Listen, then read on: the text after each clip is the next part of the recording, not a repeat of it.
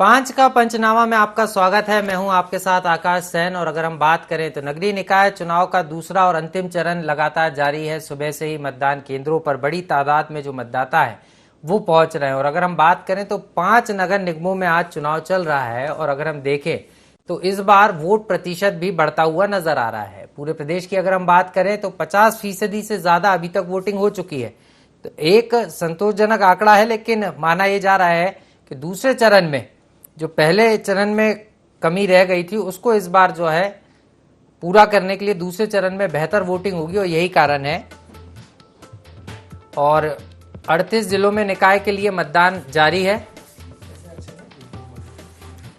5 नगर निगम और 40 नगर पालिका वो में चुनाव है आज। और उसके लिए चुनाव के लिए जो मतदान है वो लगातार चल रहा है। दूसरे चरण में 214 नगरीय निकायों में वोटिंग चल रही है। तो नगरीय निकाय चुनाव के रण का दूसरा चरण और आखिरी चरण आज है। और लगातार जो वोटिंग है वो चल रही है। देव्यास से बीजेपी के प्रबोध व्यास चुनावी मैदान में है। वहीं कांग्रेस की बात करें तो अजय मिश्रा बाबा यहां से कांग्रेस के उम्मीदवार हैं।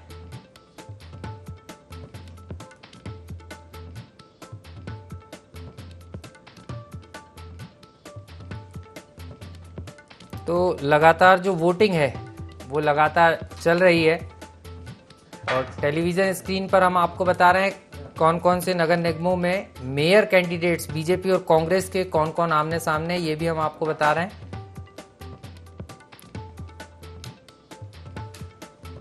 तो नगरीय निकाय चुनाव का अंतिम चरण है।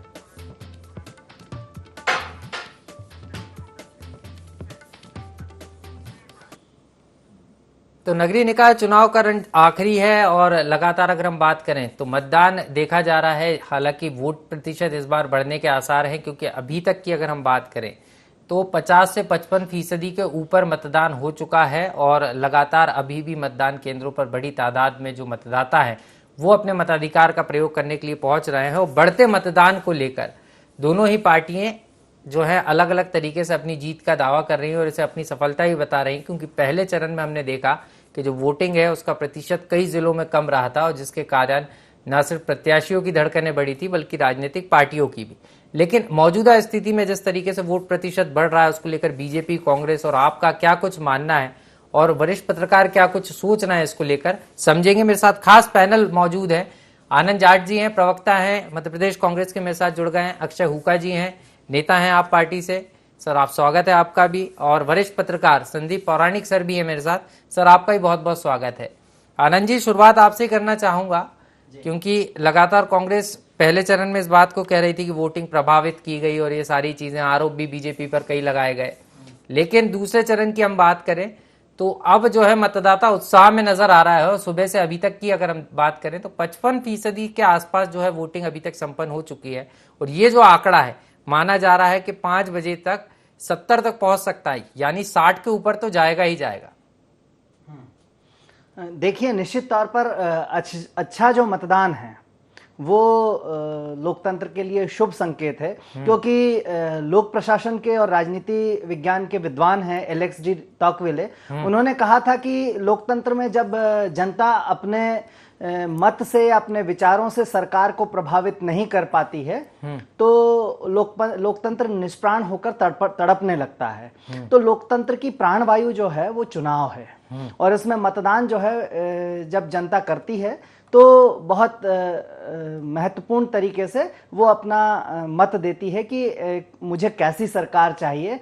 और इस बात को आदरणीय कमलनाथ जी भी बार बार कह रहे हैं कि आप सच्चाई का साथ दीजिए, आप विजन का साथ दीजिए और आप भविष्य का साथ दीजिए। एक ऐसी शहर सरकार चुनिए जो आपके भविष्य का निर्माण करती हो, आपको पानी का अधिकार देती हो, आपको स्वास्थ्य का अधिकार देती हो, आपको स्थानीय स्तर पर युवाओं को रोजगार देती हो, जो महंगाई पर कंट्रोल करती हो, जो हाउस टैक्स को आधा करती हो, जो जल टैक्स को युक्ति संगत करके केवल उतना ही ले जितना जल प्रदान करती हो।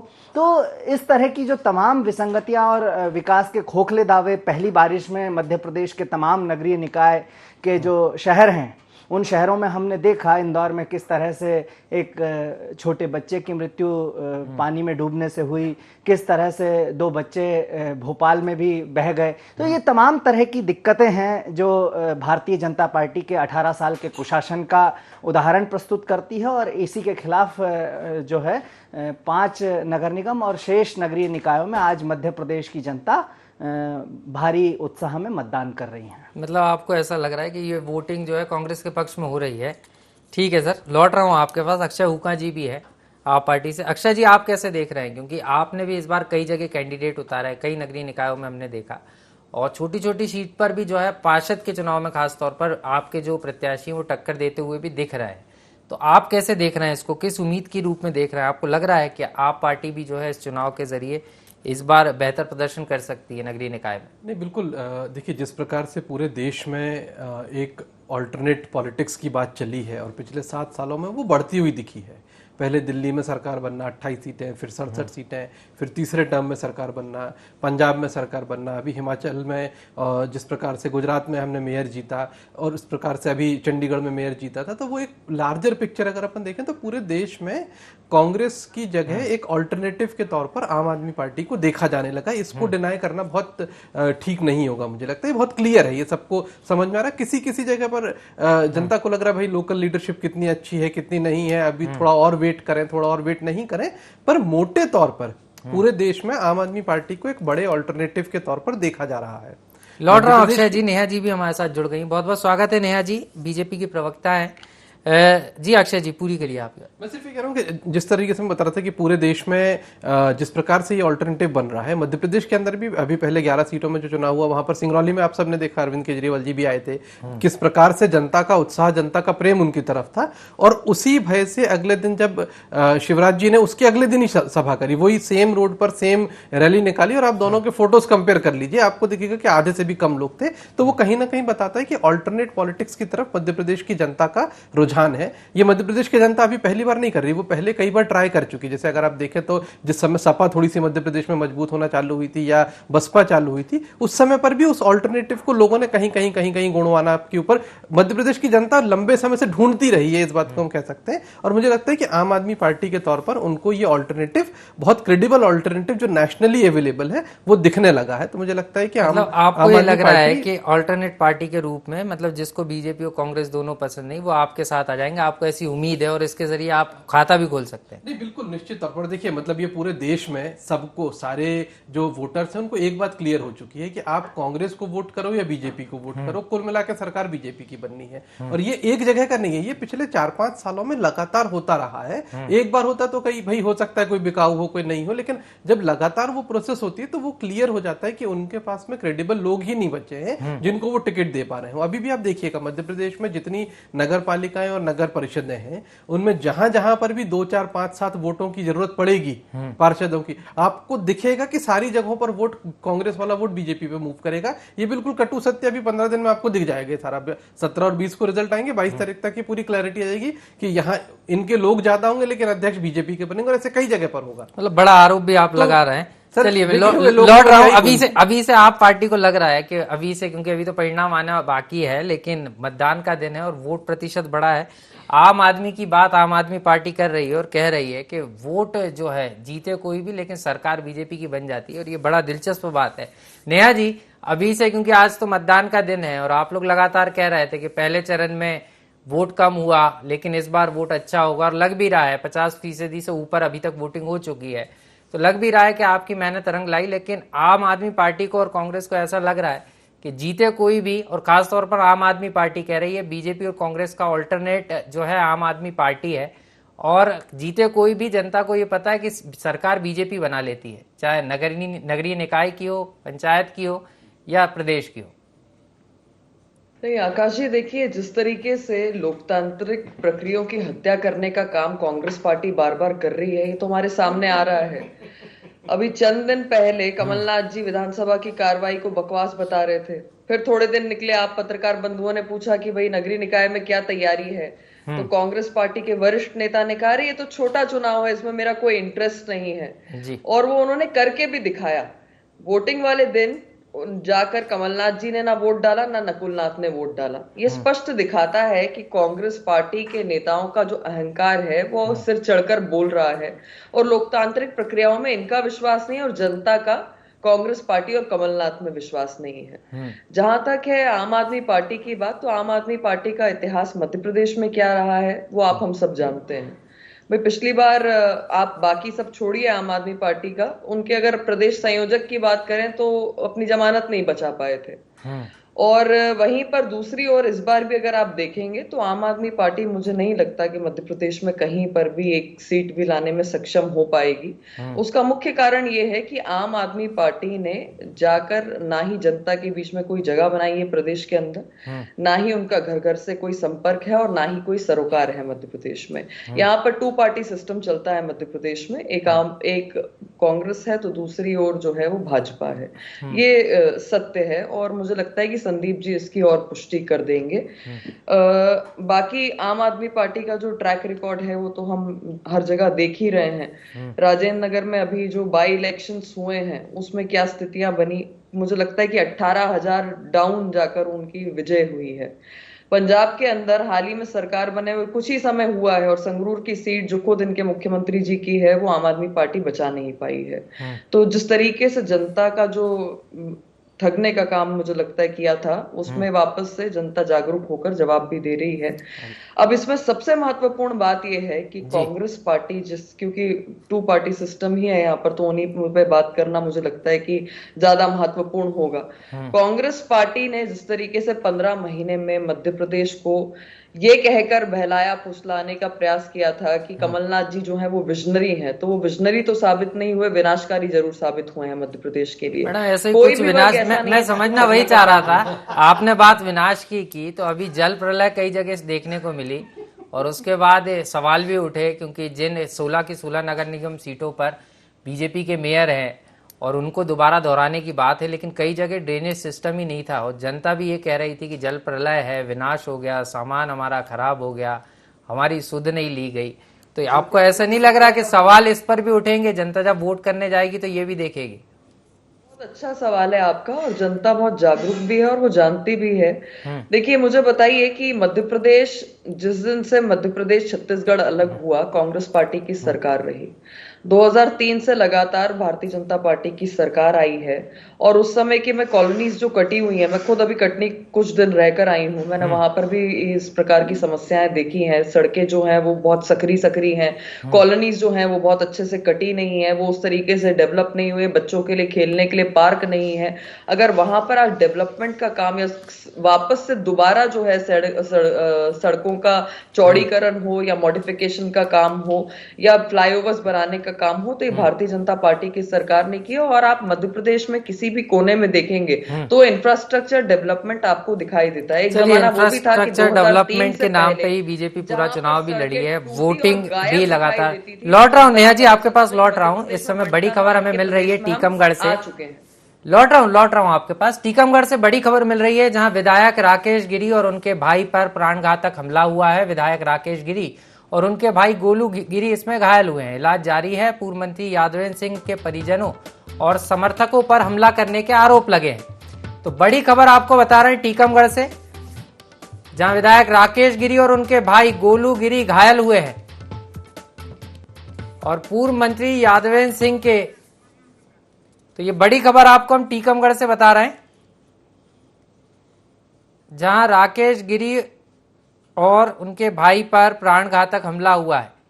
और ये विवाद की तस्वीरें देखिए आप, यहां पर बीजेपी विधायक और कांग्रेस के जो पूर्व मंत्री रहे विधायक हैं यादवेंद्र सिंह, उनके समर्थक आमने सामने आ गए हैं, और इसमें बीजेपी विधायक घायल हुए, इस तरीके की जानकारी मिल रही है। तो ये बड़ी खबर आपको बता रहे थे हम।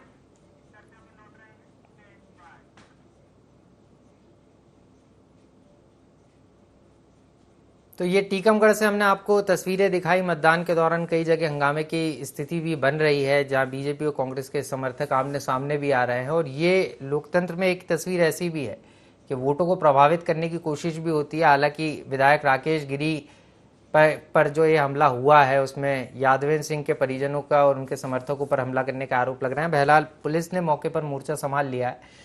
संदीप सर, आपके पास आना चाहूंगा। बीजेपी लगातार इस बात को कह रही है कि विकास किया है बीजेपी ने और विकास दिख रहा है और विकास के साथ ही जनता जाएगी, लेकिन हमने देखा पहले चरण में वोट परसेंट कम था, सबके माथे पर चिंता की लकीरें थी कि जनता का क्या जनादेश आएगा।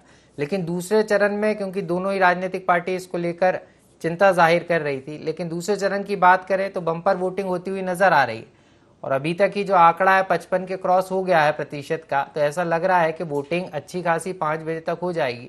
और ओवरऑल वोटिंग की बात करें तो 60, 65 या 70 तक भी वोटिंग पहुंच सकती है।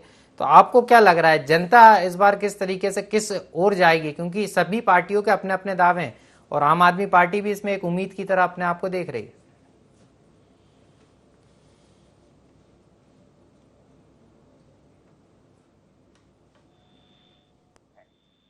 और वो पूरा अपना जोर लगाए हुए हैं। पहले चरण की जहां तक बात आई थी, पहले चरण के चुनाव में वोट प्रतिशत काफी कम रहा था, लिहाजा राजनीतिक दलों ने कहीं ना कहीं परोक्ष अपरोक्ष रूप से चुनाव आयोग पर सारा ठीकरा फोड़ दिया था। जब प्रतिशत कम हुआ तो दोनों राजनीतिक दल जागे और उन्होंने अपने कार्यकर्ताओं को वोट प्रतिशत बढ़ाने के लिए, यूं कहें सक्रिय होने के निर्देश दिए। ये चीजें हमने देखी, चाहे कांग्रेस हो चाहे बीजेपी, दोनों को लगा कि अगर वाकई में वोट प्रतिशत बहुत कम रहेगा तो हमारी सेहत, राजनीतिक सेहत पर असर पड़ सकता है, लिहाजा वो सक्रिय रहे। वोट प्रतिशत बढ़ता दिख रहा है हमें। अगर 55 अभी है तो ये आप मान लीजिए कि 10% तो बढ़ सकता है और हो सकता है ये 70 भी चला जाए। अगर ये 70 जाता है तो पिछले चुनाव से ज्यादा ही हो जाएगा इन 5 सीटों पर, या जो 214 निकाय चुनाव हो रहे हैं। जहां तक आपने चुनाव की बात कही, विकास की बात कही, देखिए आकाश जी, स्वाभाविक सी बात है, वक्त गुजरने के साथ विकास के तरीके तौर बदलते जाते हैं जी। जैसा देखते हैं ना, हम उम्र बढ़ती है तो हमारा भी तौर तरीका बढ़ता है इंसान का। तो वही परंपरा है विकास की कि आजादी के 10 साल बाद जो विकास की स्थिति होगी वो 20 में बदली होगी, 20 में थी वो 40 में बदली, जो 40 में हुई वो 60 में बदली। तो वो तो एक प्रक्रिया है और राजनीतिक दलों की जिम्मेदारी है। ये चुनाव दोनों ही राजनीतिक दलों में, ये मानता हूं कि मध्य प्रदेश में तीसरे फोर्स की संभावना है, इसे हम नहीं नकार सकते। उसका बड़ा कारण है कि जब भी गोंडवाना पार्टी ने ताकत से चुनाव लड़ा तो यहां 4, 6, 7 सीटें तक गई। हम बात करते हैं समाजवादियों की, अगर समाजवादियों ने भी चुनाव लड़ा तो वो भी 5-7 सीटें, यहां कम्युनिस्ट भी जीते हैं मध्य प्रदेश में। तो इसका मतलब यह है कि तीसरे दल की संभावना है, वो संभावना कम और ज्यादा वक्त के हिसाब से बदलती रहती है। वर्तमान में 2 राजनीतिक दलों के बीच ही मुकाबला है और ये चुनाव आकाश जी आने वाले 2023 के चुनाव के लिए, इन चुनाव का सिर्फ नगर सरकार से मत जोड़िए आप। इन चुनावों का मतलब है कि इसकी जीत और हार 2023 की न्यू तैयार करेंगे, मुझे ऐसा लगता है। यही कारण है, आपने देखा होगा, आपने भी चुनाव कवर किए हैं, कि मध्य प्रदेश में नगरीय निकाय के चुनाव इस अंदाज में कभी नहीं लड़े गए जी। निश्चित रूप से मुझे जहां तक याद आता है कि नगरीय निकाय चुनाव स्थानीय नेताओं के हवाले हुआ करते थे। इस बार चाहे कांग्रेस हो चाहे बीजेपी हो, दोनों ही दलों ने अपनी पूरी ताकत लगा दी है। चुनाव जीतना उनका लक्ष्य है। यही कारण रहा कि आपने एक चीज और देखी होगी कि नगरीय निकाय के चुनाव में स्थानीय मुद्दे से ज्यादा राष्ट्रीय मुद्दे मुद्दों पे, क्योंकि राजनीतिक दलों को वाकई में चुनाव में वोट चाहिए और वोट के लिए वे सारे तरीके अपनाए जाते हैं जो उन्हें वोट दिला दे। और मुझे लगता है कि इस चुनाव के नतीजे के बाद मध्य प्रदेश के सियासी दलों की तस्वीर भी आपको बहुत बदली नजर आएगी।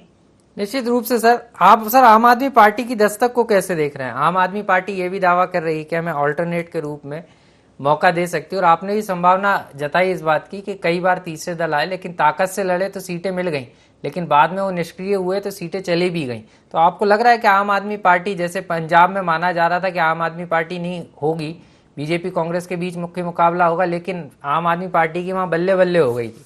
तो आपको लग रहा है कि एमपी में भी कुछ ऐसा हो सकता है करिश्मा? क्योंकि आम आदमी पार्टी को तो उम्मीद लग रही है। नहीं, ये सोचना थोड़ा सा जल्दबाजी होगी। पंजाब की परिस्थितियां और मध्य प्रदेश की परिस्थितियों में बड़ा अंतर है। मैं ये नहीं कहता कि पूरी तरह अल्टरनेट पैदा हो जाएगा, वक्त लगेगा। मैं 2023 में तो ही हम उम्मीद नहीं कर सकते हैं, लेकिन हाँ यह है कि 2028 में जरूर अगर आम आदमी पार्टी की दिल्ली सरकार की छवि, पंजाब सरकार की छवि ये बनती है कि ये सरकार जनता के लिए काम कर रही है, मोहल्ला क्लिनिक चला रही है, स्कूल चला रही है, ये सुविधाएं मिल रही हैं, बिजली मिल रही है, अगर ये सारी चीजें रिफ्लेक्ट होती हैं और दूसरे राज्यों तक पहुंचती हैं, तो हमारे देश में, भाई कोई भी देश हो या व्यक्ति हो, वो सुविधा पसंद होता है, वो चाहता है उसे रियायत मिले, और अगर ये वाकई में रिफ्लेक्ट होता है पूरे देश में, तो मध्य प्रदेश में कम, मैं ये तो नहीं कहता कि सरकार बनाने की स्थिति है, लेकिन हाँ एक तीसरा विकल्प खड़ा तो हो सकता है। निश्चित रूप से सर, मतलब आम आदमी पार्टी उम्मीद कर रही है, लेकिन इसके लिए आम आदमी पार्टी को मेहनत भी करना होगी। लौट रहा हूं सर आपके पास, हमारे साथ आनंद जाट जी लगातार बने हुए हैं। आनंद जी, आप कैसे देख रहे हैं? आप दावा भी कर रहे हैं, आपके तमाम आरोप, आपने बीजेपी को भी सुना होगा, बीजेपी इस बात को कह रही है कि जो इंफ्रास्ट्रक्चर मध्य प्रदेश में दिख रहा है वो बीजेपी की सरकार के कारण दिख रहा है कि 2003 के पहले ऐसा कोई इंफ्रास्ट्रक्चर ही नहीं था, इसलिए बारिश से कोई इम्पैक्ट नहीं पड़ने वाला, ड्रेनेज सिस्टम भले ही नहीं था, लेकिन जनता आज जो वोट करने निकली है बीजेपी के प्रयासों से निकली, और बीजेपी को उम्मीद है कि दोबारा से बीजेपी वही जो पहले 16 की 16 नगर निगमों में बीजेपी ने कब्जा किया था वही रिजल्ट दोहराने वाली। देखिए, भारतीय जनता पार्टी में एक परिपाटी बन गई है कि जो जितना बड़ा झूठ बोलता है वो उतने बड़े पदों को पाता है, इसलिए इनके प्रवक्ता टीवी पर भी आकर झूठ बोलते हैं, उसमें कोई वो नहीं है। 18 साल से भारतीय जनता पार्टी की मध्य प्रदेश में सरकार है, और 18 साल से ही ज्यादातर जो नगर निगम है वो भी भारतीय जनता पार्टी के पास हैं, मतलब लंबा समय हो गया है। तो कटनी में सड़कें चौड़ी अगर नहीं है तो वो किसकी गलती है? ये खुद इन्होंने स्वीकार किया है, इस पर ज्यादा कुछ कहना नहीं है। दूसरा, आम आदमी पार्टी में भाई अक्षय जी बैठे हैं, अक्षय जी कह रहे हैं कि कांग्रेस का विकल्प। मैं पूछना चाहता हूं कि कांग्रेस सत्ता में है जो कांग्रेस का विकल्प बनने आप आ रहे हैं? मैं बस इतना सा पूछना चाहता, इसका सीधा सा स्पष्ट ये है कि ये जहां जहां भारतीय जनता पार्टी मुश्किलों में आती है तो वहां वोट कटवा के रूप में ये इस तरह से आम आदमी पार्टी और एक और हैं जो बी टीम के तौर पर लाते हैं। बहरहाल ये मुद्दा नहीं है, मुद्दा ये है कि 18 साल में भारतीय जनता पार्टी ने विनाश के मध्य प्रदेश में नए कीर्तिमान स्थापित किए हैं। जब प्रभु श्री राम से लड़ाई चल रही थी तो प्रभु श्री राम की लड़ाई मायावी लोगों से थी, और भारतीय जनता पार्टी और आरएसएस की वो भाषा भी मायावी है, जिसमें वो देते कुछ नहीं है, करते कुछ नहीं है, लेकिन वो नफरत और विभाजन पैदा करते हैं और इस तरह के संदेश देते हैं जिससे समाज में कोई एकात्मकता ना आए, एक रूपता मतलब एकता ना आए। लेकिन इसके साथ मैं ये पूछना चाहता हूं, क्यों बीडी शर्मा ने और शिवराज सिंह चौहान ने पहले चरण के मतदान के बाद मतदाताओं का आभार व्यक्त नहीं किया? क्या वजह थी?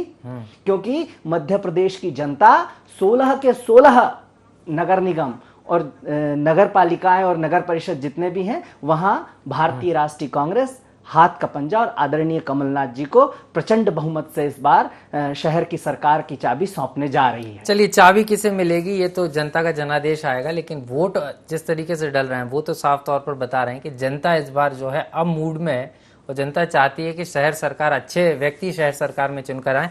लौटेंगे चर्चा पर। इस समय बड़ी खबर हमें मिल रही है मुरैना से, जहां 8 वार्डों के कांग्रेस के प्रत्याशियों को नजरबंद किया गया है। कांग्रेस कार्यकर्ताओं और नेताओं ने एसपी कार्यालय का घेराव किया था और इसके बाद कांग्रेस के जो नेता और कार्यकर्ता हैं उनको यहां पर नजरबंद किया गया है। कांग्रेस नेताओं ने अतिरिक्त पुलिस अधीक्षक को इसको लेकर ज्ञापन भी सौंपा है। पुलिस ने नजरबंद प्रत्याशियों को छोड़ने का आश्वासन दिया है। तो बड़ी खबर आपको बता रहा है मुरैना से, जहां कांग्रेस के कार्यकर्ता और नेताओं ने एसपी कार्यालय का घेराव किया है। और इस खबर पर ज्यादा जानकारी के लिए हमारे साथ हमारे सहयोगी मुकेश जुड़ गए हैं। जी मुकेश, क्या पूरा मामला है? कांग्रेस प्रत्याशियों को नजरबंद किया गया है। आकाश जी, मुरैना में नगर निगम का द्वितीय चरण का मतदान जारी है। द्वितीय चरण में यहाँ मतदान हो रहा है। मुरैना जिले में 4 नगर पालिकाएं हैं और 1 नगर निगम है। उसमें नगर निगम मुरैना में चुनाव हो रहा है। उसमें कांग्रेस समर्थित जो उम्मीदवार हैं, कांग्रेस के चुनाव चिन्ह पर जो चुनाव लड़ रहे उम्मीदवार हैं, उनको नजरबंद पुलिस ने किया है। उसको लेकर कांग्रेस ने आक्रोशित होकर एसपी ऑफिस का भी घेराव किया है। कांग्रेस प्रत्याशी शारदा सोलंकी और कांग्रेस के जो जिलाध्यक्ष हैं और किसान कांग्रेस के प्रदेश अध्यक्ष हैं, उन्होंने जाके एसपी ऑफिस का घेराव किया है। एडिशनल एसपी मुरैना को ज्ञापन दिया है। एडिशनल एसपी ने उन्हें आश्वासन दिया है कि नजरबंद जो भी किए गए हैं उनको तत्काल रिहा किया जाए। इस मांग को लेकर उन्होंने ज्ञापन दिया है। उस मांग को एडिशनल एसपी ने स्वीकार करके तत्काल उनको छोड़ने के आदेश पुलिस को दिए। क्या प्रभावित कर रहे थे चुनाव, क्यों नजरबंद किया गया, ऐसी कोई जानकारी है? क्योंकि पुलिस की कार्रवाई पर कांग्रेस के कार्यकर्ता नाराज हैं, रोष व्यक्त है उनमें, तो किन कारणों के चलते जो है इन नेताओं को नजरबंद किया गया था? आकाश जी, इस संबंध में जब कांग्रेस के नेताओं से बात की गई है तो कांग्रेस के नेताओं ने सीधा सीधा भाजपा और पुलिस प्रशासन पर आरोप लगाया है कि ये फर्जी मतदान कराना चाहते थे। उसके चलते उन्होंने कांग्रेस समर्थित जो उम्मीदवार थे उनको थाने में नजरबंद किया है और भाजपा के प्रत्याशियों को नजरबंद क्यों नहीं किया गया है, इसको लेकर कांग्रेस में काफी रोष व्याप्त था। उसको लेकर कांग्रेस ने पुलिस अधीक्षक मुरैना के कार्यालय का घेराव किया है। घेराव किया है और ज्ञापन भी सौंपा है और जो प्रत्याशी हैं उनको छोड़े जाने की मांग कांग्रेस की तरफ से की गई। बहुत बहुत शुक्रिया मुकेश हमारे साथ जुड़ने के लिए और खबर साझा करने के लिए। और चर्चा को विस्तार देंगे, मेरे साथ आप पार्टी से अक्षय हुक्का जी भी लगातार बने हुए हैं। हुक्का जी, बीजेपी की बी टीम अभी तक AIMIM को कह रही थी कांग्रेस, अब आम आदमी पार्टी भी हो गई है, तो ये बी टीम का जो सिलसिला है वो लगातार बढ़ता जा रहा है कांग्रेस की नज़र में। मैं आकाश जी दोनों की बातों को, तीनों की बातों पर कुछ टिप्पणी देना चाहता हूं। पहले तो संदीप जी की बात उन्होंने बहुत गंभीरता से बोली, बहुत डिटेल्ड एनालिसिस करने वाले व्यक्ति हैं वो, बहुत सीनियर पत्रकार हैं। उन्होंने क्लियर तौर पर बोला कि मध्य प्रदेश में तीसरी पॉलिटिकल पार्टी का एक बड़ा स्पेस है। ये मोटी मोटी लाइन उन्होंने बोली, वो आम आदमी पार्टी होगी कोई और पार्टी होगी वो नहीं पता, पर एक स्पेस है। तो मुझे लगता है कि जो भारतीय जनता पार्टी की प्रवक्ता हैं जो ये नैरेटिव सेट करने की कोशिश कर रही हैं और जो पूरी बीजेपी एक्चुअली जो लार्जर नैरेटिव सेट करने की कोशिश करी कि नहीं ये तो 2 स्टेट पॉलिटिक्स है, यहाँ पर 2 ही राज्य, 2 ही पार्टियां चलती हैं, यहाँ पर 2 ही पॉलिटिकल पार्टीज हैं। मुझे लगता है कि उस नैरेटिव को उन्होंने सुधारने की जरूरत है, क्योंकि होता क्या है कि जब आप कुछ देखना नहीं चाहते हो ना, जब कुछ हो रहा है और आप देखना नहीं चाहते, आप आंख बंद कर लेते हो, जैसे वही बिल्ली अपने आंख बंद करके दूध पी लेती है और सोचती किसी ने नहीं देखा। तो मुझे लगता है कि भारतीय जनता पार्टी को तो बेसिक काम ये करना चाहिए कि सच देखने की कम से कम कोशिश करना और उसको एक्सेप्ट करने के बारे में चीजें चालू करनी चाहिए। इसी चक्कर में इनके साथ में दिल्ली में मिल नहीं रहा कोई कि किसको खड़ा कर दें कि भाई 10-15 सीटें आ जाए, कम से कम थोड़ी सी इज्जत बच जाए, पहली बात। दूसरी बात, जो आनंद जी ने बड़ी मजेदार बात बोली है, मैं उस पर सिवाय हंसने के कुछ नहीं कर सकता हूं कि हम कांग्रेस पार्टी की, हम बीजेपी की बी टीम है। बीजेपी कहती है हम कांग्रेस की बी टीम है। सर हम ए टीम है, बी टीम है, सी टीम है, डी टीम। अरे हम तो ऑल्टरनेट नहीं, सर आनंद जी मैंने ये नहीं कहा, मैंने कहा कि हम मध्य प्रदेश में ऑल्टरनेटिव बनने की बात कर रहे हैं।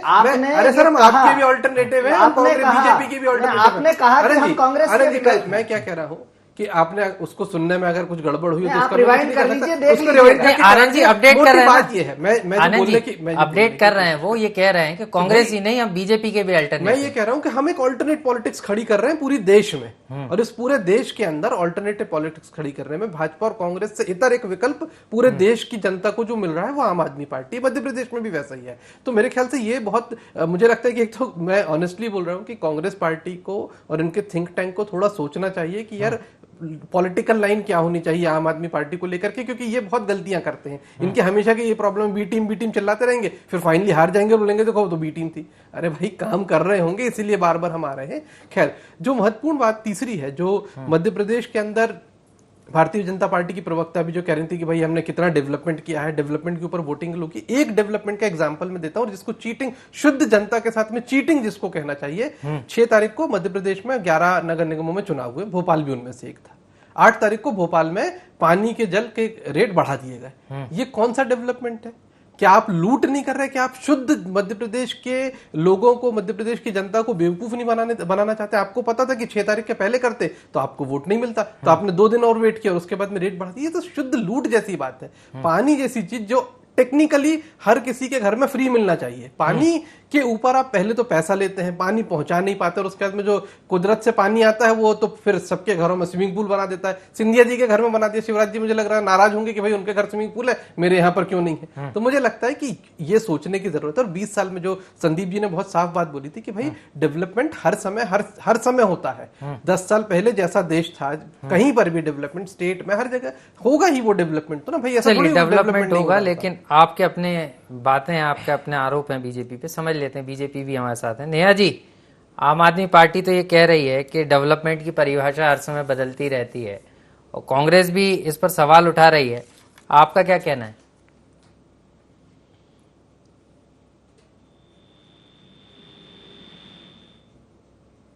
नेहा जी, आवाज मिल रही है आपको? लगता है नेहा जी से संपर्क टूट गया, दोबारा जुड़ने की कोशिश करेंगे। संदीप सर लगातार बने हुए हैं। सर, आप कैसे देख रहे हैं? क्योंकि अगर हम बात करें तो कांग्रेस अपना एक अलग दावा मान के चल रही है। कांग्रेस को लग रहा है कि इस बार जो है नगरीय निकाय चुनाव में बेहतर प्रदर्शन होगा, और क्योंकि अगर हम बात करें तो जिन नेताओं के अभी तक चेहरे नजर नहीं आ रहे थे कांग्रेस में, वो नेता अब खुलकर बयान भी दे रहे हैं, और आज ही अजय सिंह का बयान भी निकलकर सामने आया। उन्होंने साफ तौर पर इस बात को कहा है कि इस बार जो है बेहतर प्रदर्शन कांग्रेस पार्टी नगरीय निकाय चुनाव में करेगी, और ये जो सारे चेहरे हैं स्थानीय तौर पर, अंदरूनी तौर पर कांग्रेस को मजबूत कर रहे हैं, ऐसा कांग्रेस पार्टी दावा भी कर रही थी। आप कैसे देख रहे हैं सर? क्योंकि वोट प्रतिशत तो बढ़ रहा है और बारिश के बाद जो हालात बने, ऐसे में वोट प्रतिशत बढ़ना किसके लिए फायदेमंद साबित हो सकता है? कांग्रेस तो एक उम्मीद लगा के बैठी है।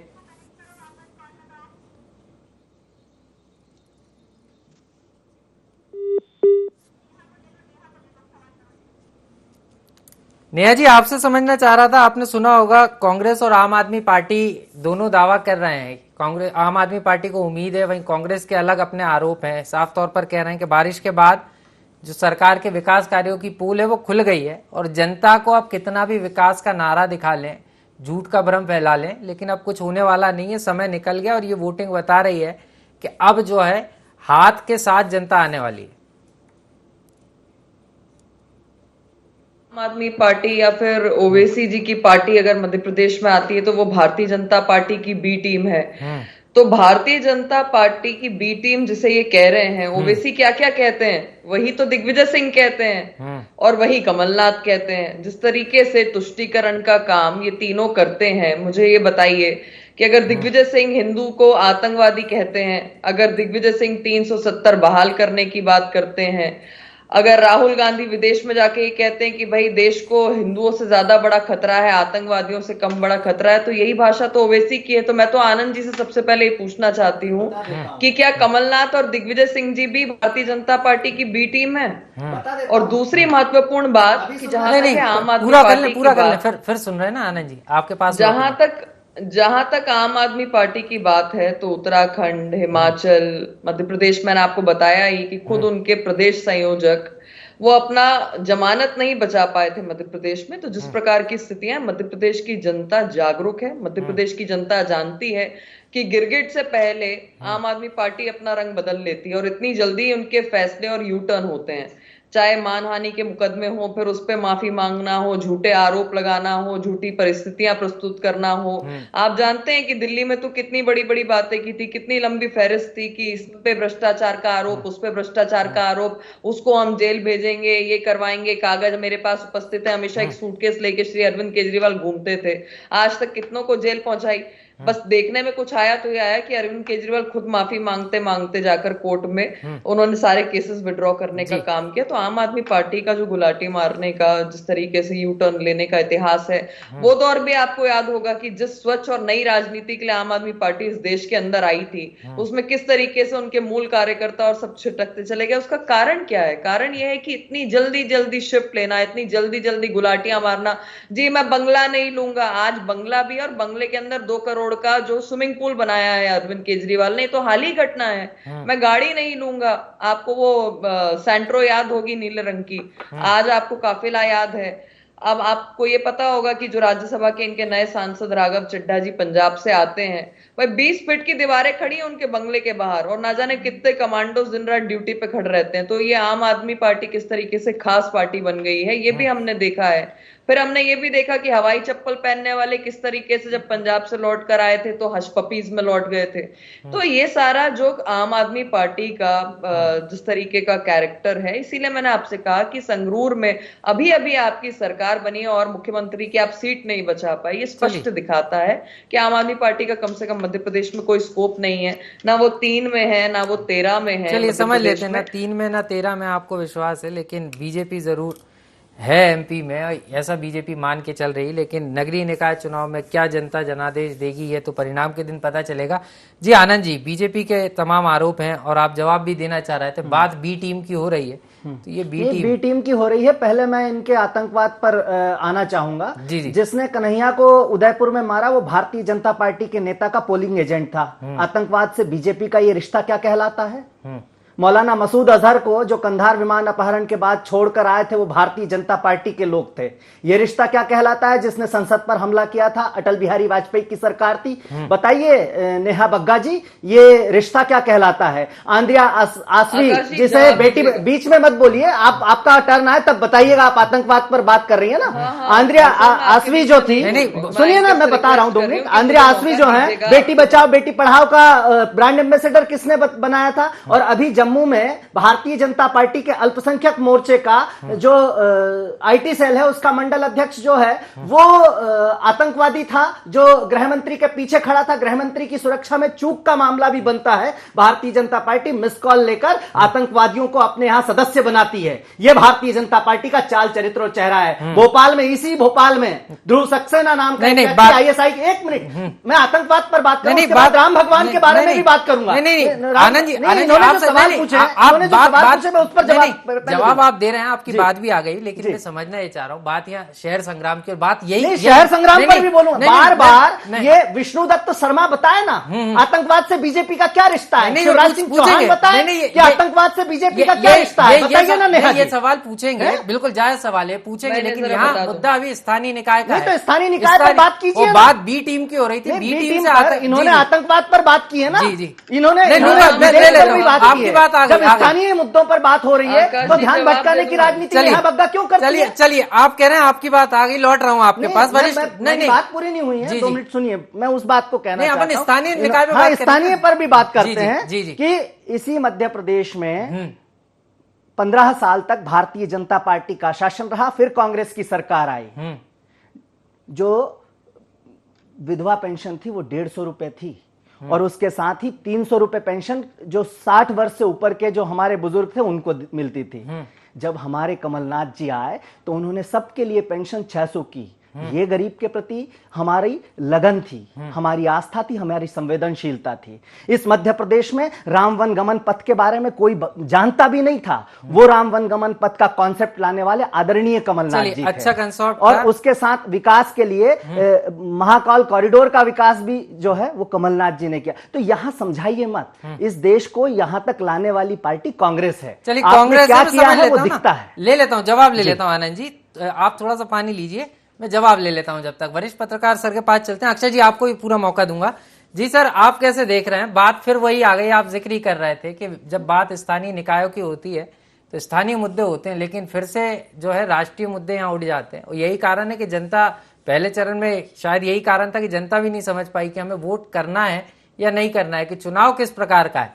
तो ये दिलचस्प है सर, राष्ट्रीय मुद्दे भी आ जाते हैं, लेकिन आप कैसे देख रहे हैं? क्योंकि अगर हम बात करें तो बीजेपी अलग अपने विकास के दावे बता रही है, कांग्रेस अपनी अलग बात कर रही है। जो कांग्रेस का 1.5 साल का कार्यकाल रहा कांग्रेस की तत्कालीन सरकार का, कांग्रेस उसके सारे जनता के बीच में है, और ऐसे में बारिश भी है। तो आपको क्या लग रहा है, ये बढ़ता वोट प्रतिशत किसी और भी जा सकता है? देखिए आकाश जी, बढ़ते वोट प्रतिशत को लेकर दोनों राजनीतिक दल खुश हो सकते हैं। उन्हें ये लगेगा जो वोट प्रतिशत बढ़ेगा वो हमारे खाते में आएगा, एक को लगेगा, दूसरे को भी यही लगेगा। लेकिन जहां तक आपने स्थानीय निकाय के चुनाव में राष्ट्रीय मुद्दों की बात की, वाकई में मेरा अपना व्यक्तिगत नजरिया है और मानना है कि राजनीतिक दलों को जिस स्तर के चुनाव हैं उस स्तर पर फोकस करना चाहिए। नगरीय निकाय किसके लिए हैं? उस जनता के लिए जो छोटी छोटी समस्याओं से जूझती है। एक तरफ वो दल जिसकी जो सत्ता में है उसे हिसाब देना चाहिए, और जो दल विपक्ष में है उसे सवाल करना चाहिए, और आगे की क्या योजना है विस्तार से उस पर चर्चा करनी चाहिए। मुझे ये लगता है कि जब आप उसके स्थानीय मुद्दों पे विमर्श करेंगे, आकाश जी ये छोटे चुनाव हैं, क्या दोनों राजनीतिक दलों ने मोहल्लों में जाके सभाएं की, मोहल्लों में जाके लोगों से विमर्श किया? राजनीतिक दल अपने घोषणा पत्र तैयार कर देते हैं, कुछ कमेटियां बना दी जाती हैं, वो घोषणा पत्र तैयार कर देते हैं। आऊंगा आनंद जी, हम आप फ्लाईओवर बता बनाएंगे, हम बड़ी सड़कें बनाएंगे, जी। हम बड़े चीजें करेंगे। क्या उस घर के सामने से नाली की कोई बात करता है? मुझे कई बार ऐसा लगता है कि राजनीतिक दलों को छोटे मुद्दे में यह डर लगता है कि उसमें हम फंस जाएंगे जी। क्योंकि बहुसंख्यक वही पार्षद चुनाव लड़ते हैं, पिछला चुनाव जीते थे। तो जनता से जब वो बात करेंगे नाली की, तो वो कहेंगे यार साहब पिछली बार भी तो आप यही कह के गए थे, आपने किया क्या?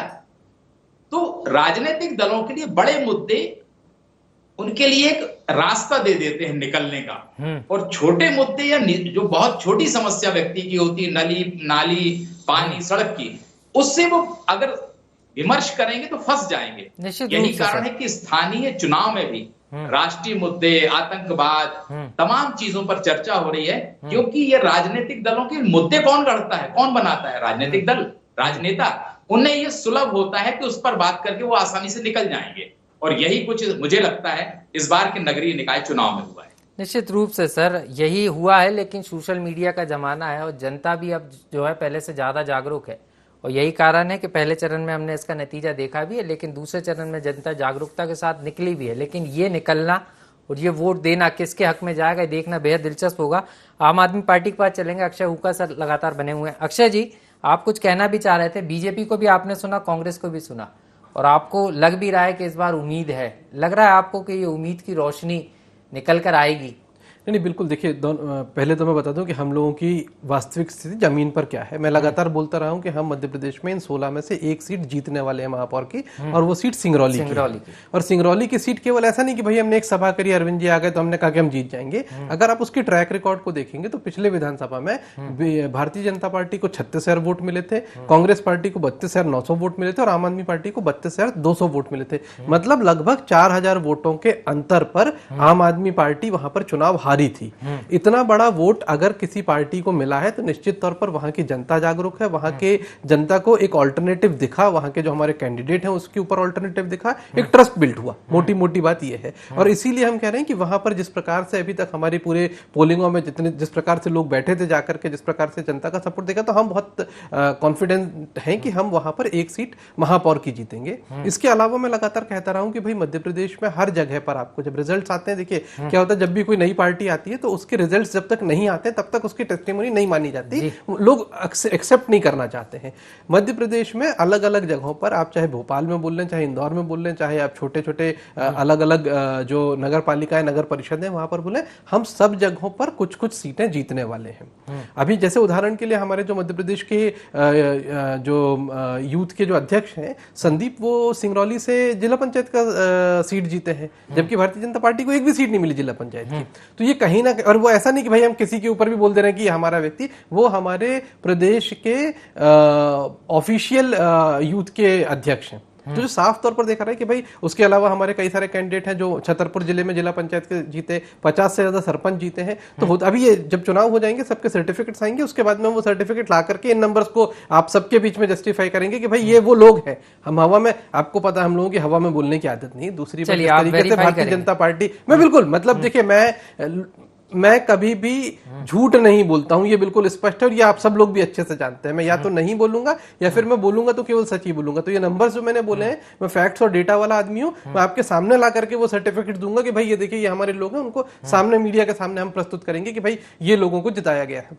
दूसरी लेकिन मैं समझना ये भी चाह रहा था, आम आदमी पार्टी आम लोगों की पार्टी बनकर आई थी, लेकिन बीजेपी ये कह रही कि अब ये आम आदमी नहीं बची, ये खास पार्टी बनकर रह गई। ऐसा है क्या? नहीं, बिल्कुल मैं भारतीय जनता पार्टी के उस आरोप के ऊपर ही आ रहा हूँ। देखिए, दो तरीके के आरोप होते हैं, एक राजनीतिक आरोप होते हैं और एक जनता के लिए आप क्या काम कर रहे हैं ये होता है। राजनीतिक आरोप आप लगाते रहिए, राजनीतिक आरोपों का अपना एक फिलॉसफी चलती है, उसके ऊपर कोई वोट बैंक शिफ्ट नहीं होता, उस पर टीवी डिबेट्स अच्छी हो जाती है। मैं अगर इन मुद्दों पे आऊंगा कि इन्होंने गाड़ी क्यों बदल ली, उन्होंने हश पीस क्यों पहना, चप्पल क्यों नहीं पहनी, तो इनमें क्या सही है क्या गलत है, जितना सही है उसके पीछे क्या करना है, मुझे लगता नहीं कि इसके ऊपर कोई तर्क और इस तरीके के टॉपिक्स की एक्चुअली कोई बहुत वैल्यू डिबेट डिस्कशंस में होनी चाहिए। डिबेट डिस्कशन में जो इंपॉर्टेंट पार्ट है वो ये है कि दिल्ली में अगर 20,000 लीटर का पानी रोज, मध्य प्रदेश दिल्ली में अगर पूरे दिल्ली को 20,000 लीटर पानी फ्री मिल रहा है, तो मध्य प्रदेश में भोपाल शहर में जो प्रदेश की राजधानी है उसमें बिल क्यों बढ़ जाते हैं चुनाव के अगले दिन। तो अगर वहां पर 200 यूनिट तक बिजली सही में फ्री है, और वो कहां से फ्री है? दिल्ली बिजली का प्रोडक्शन नहीं करता, मध्य प्रदेश से खरीद रहा है और कई स्टेट से खरीदता है। मध्य प्रदेश में सरप्लस है, हम 9 रुपए यूनिट दे रहे हैं, वहां पे 0 रुपए यूनिट है। तो जब आप पब्लिक के लिए एजुकेशन सिस्टम, सर एजुकेशन की आप बात, मतलब पूरी दुनिया में यूनाइटेड नेशंस में जाकर के दिल्ली के जो नेता है आतिशी सिंह जो है, जो वहां जाकर के अपना प्रेजेंटेशन देकर के आती है, यूनाइटेड नेशंस आपको इनवाइट करता है। और उसके बाद पूरे हिंदुस्तान में आपको दिख रहा है कि देखिए शिक्षा के स्तर पर सबको पता है कि पूरे देश में अगर सबसे ज्यादा ऑनेस्टली कहीं काम हो रहा है, विजिबिलिटी कहीं है, तो वहां चलिए। तो अक्षय जी आ गई आपकी बात। आनंद जी भी बहुत कुछ कहना चाह रहे हैं, आनंद जी के पास भी चलूंगा। नेहा जी से समझ लेता हूं। नेहा जी, आम आदमी पार्टी खास भले ही बन गई है आप जैसा कह रहे हैं, लेकिन आम आदमी के लिए काम भी कर रही है। साफ तौर पर वो दावा कर रहे हैं कि वो कौन क्या पहन रहा है वो जरूरी नहीं है, लेकिन आम आदमी के लिए काम हो रहा है ये जरूरी है। और यूनाइटेड नेशन दिल्ली सरकार को बुला भी रही है, वहां प्रेजेंटेशन भी हो रहा है और यहाँ भी करके दिखाएंगे, और सिंगरौली में मेयर की सीट भी जीतेंगे। दावा बड़ा है। मैंने जिन बातों का वर्णन किया था, ये भारतीय जनता पार्टी, कांग्रेस या किसी अन्य व्यक्ति की बातें नहीं है। ये तो कांग्रेस, ये तो खुद आम आदमी पार्टी कहा करती थी, खुद अरविंद केजरीवाल कहते थे। और वही अरविंद केजरीवाल अगर 2 करोड़ का अपने घर के अंदर स्विमिंग पूल बना रहे हैं, तो वो किसका पैसा है आप हम सब जानते हैं। वो जो गाड़ियों का काफिला लगा है और वो जो राघव चड्ढा के लिए ब्लैक कमांडोज खड़े हो गए और 20-20, 22-22 फीट की दीवारें खड़ी हैं राघव चड्ढा के लिए, तो वो हमारे सामने है। और हवाई चप्पल वाला हश पपीस पहनने लग गया, तो ये भी हमारे सामने है कि वो जो आदमी अपने आप को फकीर बताता था, वो आदमी फकीर जो है हवाई चप्पल से हश पपीस पे कैसे आ गया, ये हमारे सामने। अब जहां तक है पानी की बात, तो जरा पानी की आप समस्या को दिल्ली में जाकर देखिए कि किस तरीके से काला गटर का पानी घरों के नल से निकल कर आता है। यह आम आदमी पार्टी का परफॉर्मेंस। दूसरा, जल बोर्ड का जो इनका घोटाला चल रहा है, ये आज हम सबके सामने, इसके लिए भी ये विश्व स्तर पर बहुत फेमस हो गए हैं। ये सारी चीजें भी हमारे सामने हैं। इनके जो मंत्री जी हैं, वो जेल में किस तरीके से सामना कर रहे हैं ब्लैक मनी के लिए, हवाला के पैसे के लिए, ये भी हमारे सामने है। चलिए, ये आकाश जी, मैं केवल एक लाइन में इस बात को कह देता हूँ कि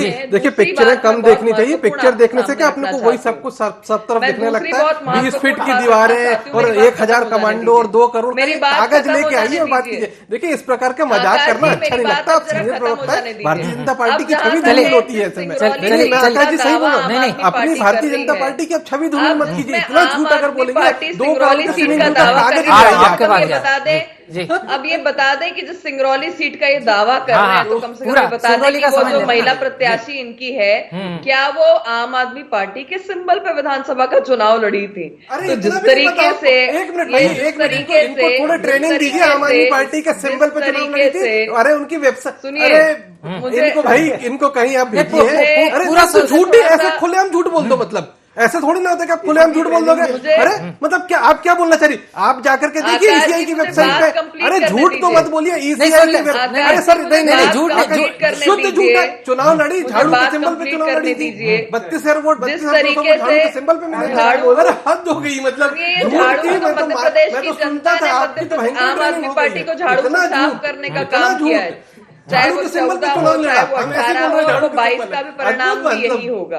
अद्भुत है। और झूठ बोलना और गुलाटी मारने का जो पूरा एक ट्रैक रिकॉर्ड है आम आदमी पार्टी का, वो हमारे सामने है और आपको इस चुनाव में भी दिखेगा। पर एक बात देखिए आकाश जी एक बात और ध्यान रखिए कि कांग्रेस पार्टी ने इस बार बहुत इंटरेस्टिंग किया। संदीप जी कह रहे थे कि पार्टियों को जनता के बीच में जाना चाहिए, उनके सड़क पानी नाली की बात करनी चाहिए। तो इस बार कांग्रेस पार्टी के नेता कमलनाथ रैलियों से ज्यादा टेम्पल रन में दिखाई दिए। तो फिर से तुष्टिकरण की रणनीति किसकी है, वो हमारे सामने है। और ये वही कमलनाथ है जो राम मंदिर के भव्य बनने पर अपने मुंह में दही जमा कर रखते हैं और यहाँ पर इच्छाधारी हिंदू बनकर आ जाते हैं। चलिए, आ गई आपकी नेहा जी, बात आ गई आपकी। भाजपा पर मरने का काम करती है। तो ये जिस तरीके से आतंकवाद फैलाने का काम कांग्रेस पार्टी ने अपने शासित राज्यों में किया। चलिए, आ गई बात वही पुरानी है, राग पुराना है। आपकी बात पूरी आ गई। आप कांग्रेस पार्टी पर आरोप लगा रही हैं, आम आदमी पार्टी को भी आप अपना कॉम्पिटिटर नहीं मान रही है, बीजेपी को अपने विकास पर विश्वास है। जी आनंद जी, आप पूरे करिएगा अपनी बात, बताइए, आप भी कुछ कहना चाह रहे थे।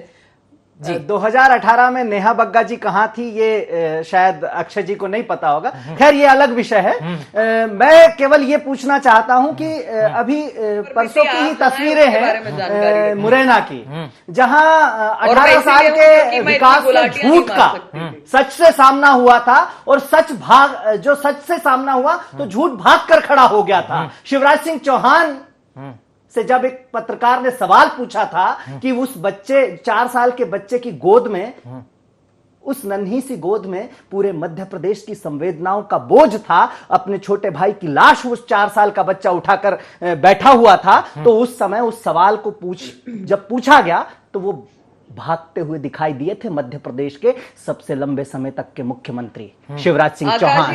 ये विकास है, इस विकास की तस्वीर है मध्य प्रदेश में। नेहा जी आप सुनिए थोड़ा सा, अब सुनिए आप थोड़ा सा, क्योंकि मध्य प्रदेश में, और जैसे अक्षय हुंका जी कह रहे थे कि हमने शिक्षा में काम किया, 2021 का नेशनल अचीवमेंट सर्वे आया है, उस नेशनल अचीवमेंट सर्वे में कांग्रेस की सरकार के काम के कारण पंजाब को पूरे देश में पहला स्थान मिला है, और राजस्थान उसमें शिक्षा के मॉडल में दूसरे नंबर पर है। और हमने कोविड का प्रबंधन इसी भारत के अंदर देखा है। और कमलनाथ जी पर झूठे आरोप लगाना नेहा बग्गा जी की फितरत है, भारतीय जनता पार्टी की फितरत है, झूठ बोलते हैं। मैं बताता हूं कि जिस दिन राम जन्मभूमि मंदिर के निर्माण का मार्ग प्रशस्त हुआ था, तो मध्य प्रदेश में और पूरे देश में कांग्रेस कार्यकर्ताओं ने हनुमान चालीसा का पाठ किया था, सुंदरकांड का पाठ किया था। और जिसे तुष्टिकरण कहती हो ना नेहा जी, वो तुष्टिकरण नहीं है, वो इस देश की साझी संस्कृति को सहेजने का, उस विरासत को अपनी आत्मसात करने का माध्यम है। मैं बताता हूँ कैसे कि जब बनाते हैं आरोप वो हिंदुओं के लिए भी होते हैं, मुसलमानों के लिए भी होते हैं। जब हम IIT बनाते हैं तो वो हिंदुओं के लिए भी होती है, मुसलमानों के लिए भी। लेकिन बात यहाँ पर ऐसे बात नहीं हो पाएगी। नहीं, लगातार बोल रहे हैं, मान रहे हैं, लेकिन बात देखिए, यही तो समझना है, जनता यही चीज देख रही है। अगर कहीं डिबेट का टॉपिक या चुनाव का टॉपिक बदल रहा है, बात मूलभूत सुविधाओं की है, और इसलिए आज हम यहाँ बैठे भी है चर्चा। मैं मुरैना पे यही कह रहा हूँ ना, जनता आज जवाब दे रही है, आज वोटिंग करने जनता निकली है। वरिष्ठ पत्रकार सर हमारे साथ बने हुए हैं। सर देखिए, बात वही आ जा रही है, घूम फिर कर जो मुद्दा है वो जो राष्ट्रीय आ जाता है, और यही कारण है कि सवाल उठने लगते हैं कि राजनीतिक पार्टियों के पास मुद्दे नहीं है, और अगर मुद्दे हैं तो स्थानीय मुद्दों पर बात क्यों नहीं होती, और अगर बात होती भी है तो उस पर फिर काम क्यों नहीं होता। और इस बार आपको क्या लग रहा है, क्योंकि जिस तरीके से दूसरे चरण में वोट प्रतिशत बढ़ता हुआ नजर आ रहा है, ये साफ है कि मूलभूत सुविधाओं को इस बार जनता ध्यान में रखेगी, और जहां जहां राष्ट्रीयकरण की बात हुई है उसको दरकिनार कर स्थानीय तौर पर इस बार वोट होने वाला है। देखिए आकाश जी, मतदाता तो अपना मन बना चुका होता है। राजनीतिक दल कुछ प्रतिशत ऐसे वोटर होते हैं जो आपकी रैली, संकल्प पत्र, रोड शो, इससे प्रभावित होते हैं। मुझे ऐसा लगता है कि जैसे ही आपका उम्मीदवार घोषित होता है, पिछला रिपोर्ट कार्ड उसके पास होता है, उसके आधार पर वो मानस बना लेता है, मेरी अपनी जितनी समझ है, और उसी के आधार पर चुनाव आगे बढ़ता है। जो कुछ प्रतिशत वोट रहता है उसे लुभाने की पूरी कसर लगाते हैं राजनीतिक दल। वही कुछ हुआ है।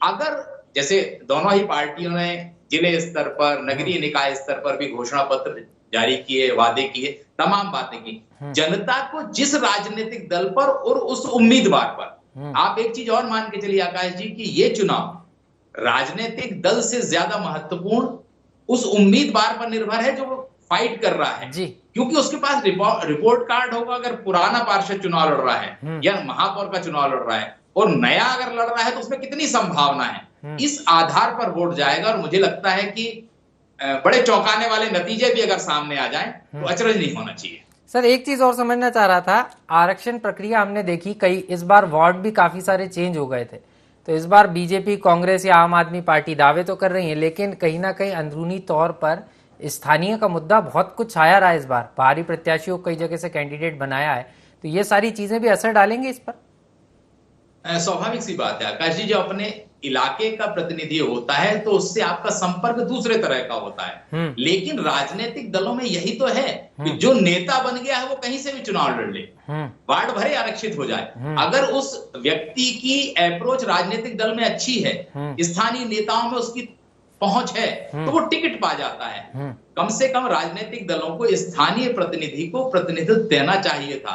अगर वार्ड आरक्षित हो गया है तो उस इलाके से व्यक्ति बेहतर ढूंढना था, ना कि आयातित करके या दूसरे वार्ड के आदमी को लाना चाहिए। इसका नुकसान मुझे लगता है कि कई स्थानों पर दोनों राजनीतिक दलों को हो सकता है, उम्मीदवार एक इलाके का और चुनाव दूसरे इलाके में। निश्चित रूप से सर, बात ये भी और ये तमाम वो फैक्टर हैं जो संदीप सर ने हमें बताए हैं। बहुत बहुत शुक्रिया आप सभी मेहमानों का हमारे साथ इस डिबेट में जुड़ने के लिए। तो दर्शकों, नगरीय निकाय का रण है और 5 नगर निगम समेत अन्य शेष निकायों में आज मतदान हो रहा है और बम्पर मतदान साफ तौर इस ओर इशारा कर रहा है कि जनता इस बार तमाम उन चीजों को देखेगी, क्योंकि नेता तो पार्टियों ने बना दिए, प्रत्याशी खड़े कर दिए, लेकिन जनता अपना नेता किसे चुनती है देखना बेहद दिलचस्प होगा।